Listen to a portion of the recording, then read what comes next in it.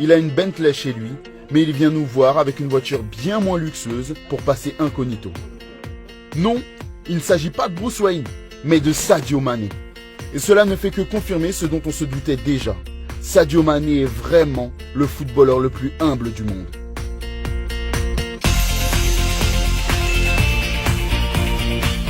Lorsqu'une vidéo d'un footballeur pro fait le buzz, c'est généralement pour les mauvaises raisons.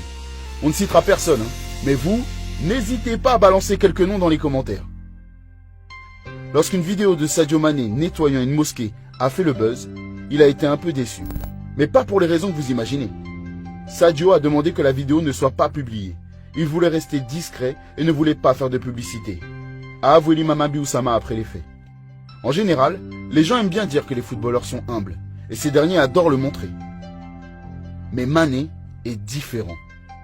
Comme le prouve notre ami oh my goaler, Lyle Williamson.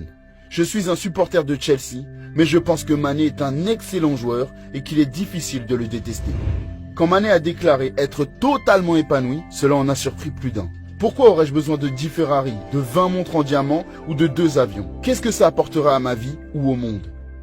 On vit dans une société Instagram où les footballeurs de tout âge aiment étaler leur style de vie luxueux, leur incroyable collection de voitures, leur dressing rempli de Jordans, ou leurs vacances de luxe dans des endroits que nous ne connaissons même pas. En fait, Mané aussi va en vacances dans un endroit peu connu, le village de Bambali, son village natal comptant une population de 2000 habitants. Sadio n'a pas oublié d'où il vient et fait en sorte que ses voisins aient une meilleure vie que celle qu'il avait. Il a construit une école pour les enfants et une mosquée en hommage à son père. Il a envoyé plus de 300 maillots de Liverpool à Bambali pour que les habitants puissent l'encourager lors de la finale de la Ligue des Champions.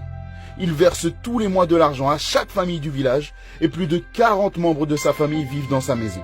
On le surnomme le roi de Bambali, mais Mané n'est pas très à l'aise avec ce surnom.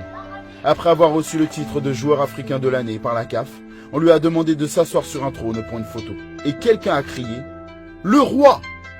Mais Mané l'a corrigé poliment. Bien que l'arrogance ne se justifie pas, c'est une pratique courante dans le milieu du football. Pourtant, Mané est bel et bien une star. Il a été déterminant dans la Coupe du Monde des clubs avec Liverpool. Il est actuellement le meilleur joueur africain encore en activité. Il est parti de rien et est à présent au sommet. Pour moi, c'est un rêve qui se réalise. Mané n'a pas changé d'un poil. Récemment, on l'a aperçu en train d'aider le staff du Sénégal avant un match international à porter des packs d'eau au vestiaire, alors que ses coéquipiers, jouissant d'une bien moindre renommée, sont passés devant sans même y prêter attention.